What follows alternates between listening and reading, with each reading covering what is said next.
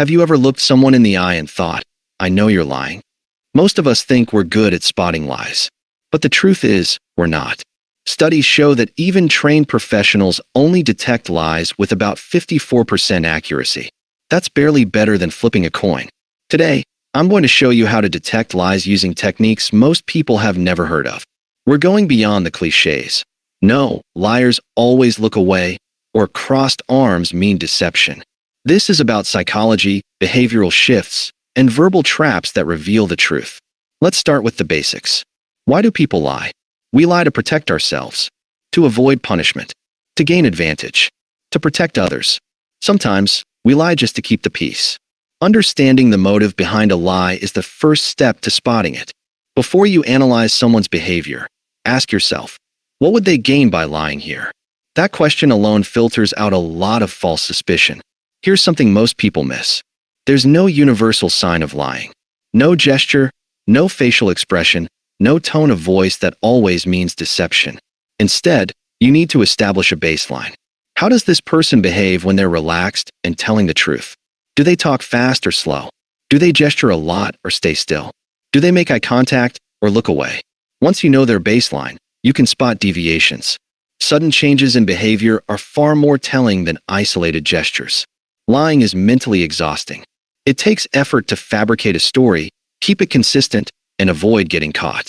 That's why liars often simplify their stories. They avoid sensory details. They struggle with follow-up questions. Here's a trick. Ask questions that require multi-sensory recall. What did it smell like? What did you hear in the background? What was the temperature like? Truthful people answer naturally. Liars hesitate, deflect, or get vague. Forget the myths. Liars don't always fidget. They don't always avoid eye contact. In fact, many try to overcompensate, staring too much, sitting too still. What you want to look for are behavioral shifts. Sudden stillness.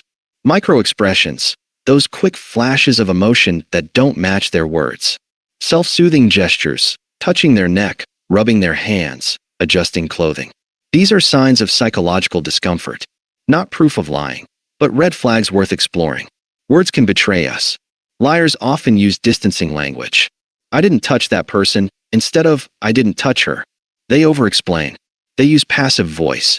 Mistakes were made, instead of, I made a mistake. They avoid contractions. I did not do it, instead of, I didn't do it. Here's a powerful trick. Ask the same question twice. Once casually, once later. Truth stays consistent. Lies evolve. Did you know artificial intelligence is being trained to detect lies?